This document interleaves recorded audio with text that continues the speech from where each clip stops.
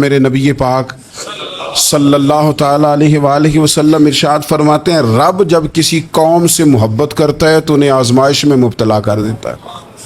پھر فرمایا اگر وہ اس پر صبر کریں اللہ کی قضا پہ راضی رہیں تو پھر اللہ بھی ان سے راضی ہو جاتا ہے، اور اگر وہ ناراضگی کا اظہار کریں کہ یہ مصیبت کیوں آئی تو پھر اللہ بھی ناراض ہو جاتا ہے. اللہ تبارک و تعالیٰ ضرور آزمائے گا، خیر کے ساتھ بھی اور پریشانی کے ساتھ بھی. انسان پریشان اس وقت ہوتا ہے کہ جب وہ محنت کرتا ہے تو وہ کہتا ہے نتیجہ میری مرضی کا آنا چاہیے، یہ اس کا سب سے بڑا نقصان ہے. آپ رزلٹ کبھی اپنی مرضی کا نہ مانگیں، یہ دعویٰ ٹھیک نہیں.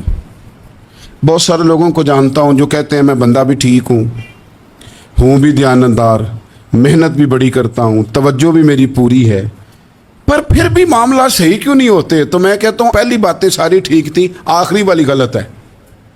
اس لیے کہ محنت آپ کریں ساری، پر بندے نے رہنا تو بندہ ہی ہے نا.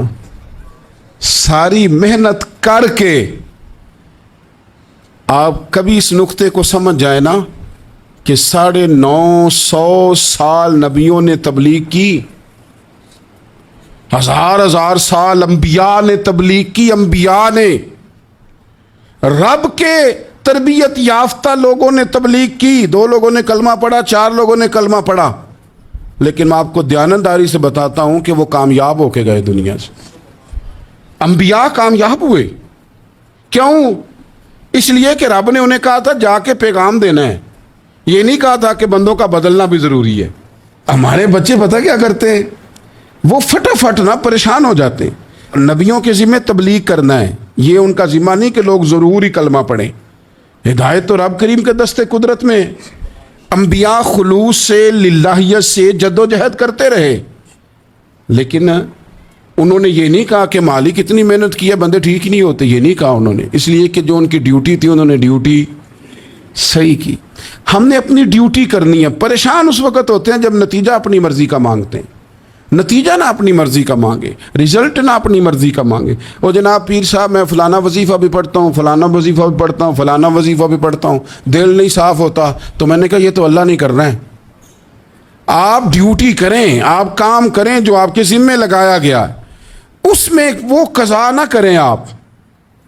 باقی اللہ تعالیٰ کرم نوازی فرمائے گا.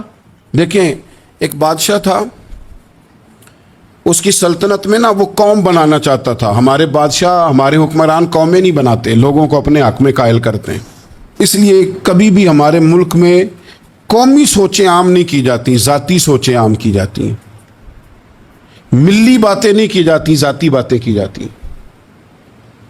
وہ چاہتا تھا کہ میری قوم بن جائے. اس کا ایک ہیرا سلطنت میں سے گم ہو گیا تو اس نے اعلان کیا، اس نے کہا کہ جو بندہ ہیرا تلاش کر کے لائے گا اسے انعام دوں گا. ساری قوم نکل کھڑی ہوئی ہیرا تلاش کرنے پر.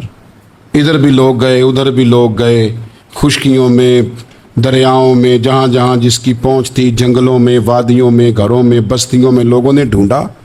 ساری قوم ایک ہیرا تلاش کر رہی ہے. بالآخر سب لوگ جمع ہو گئے ایک میدان میں. ایک بندہ اوپر چڑھا بادشاہ کے پاس، وہ اونچی جگہ پہ کھڑا تھا. اس نے کہا جناب یہ ہیرا مل گیا ہے. اب جب ایک کو ہیرا مل گیا تو باقیوں کے چہرے اتر گئے کہ یہ کامیاب ہوا، ہم ناکام ہوئے. بادشاہ چونکہ ان کی تربیت کے لیے یہ کام کر رہا تھا، اس نے کہا تمہارا کیا خیال ہے کہ اس ہیرے کے بغیر میرا گزارا نہیں تھا؟ کہ تمہارا کیا خیال ہے کہ ہیرا میری سلطنت سے نکل گیا تو مجھے زوال آ جائے گا؟ اس نے کہا یہ تو ایک ہیرا ہے. اٹھا کے پھینکا، دیوار کے ساتھ لگا، ہیرا ٹوٹ گیا.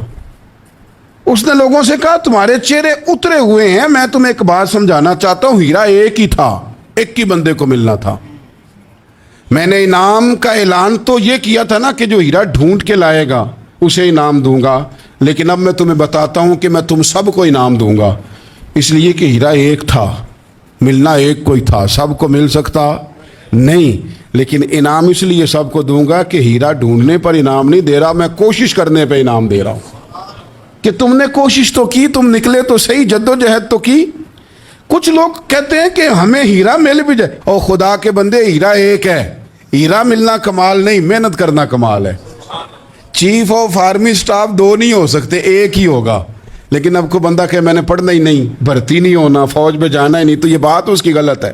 اس لیے کہ سیٹ ایک ہے، بیٹھنا ایک بندے نہیں ہے. تو نے محنت کی کہ نہیں کی، جدوجہد کی کہ نہیں؟ اصل کام یہ ہے کہ ہم نا تیار نہیں ہوتے. اللہ فرماتے ہیں میں نے آزمانا ہے، میں نے آزمانا ہے. تم نے سفر جاری رکھنا ہے، لیکن یہ ضرور یاد رکھنا کہ وَإِلَيْنَا تُرْجَعُونَ، لوٹ کے تمہیں میرے پاس ہی آنا ہے.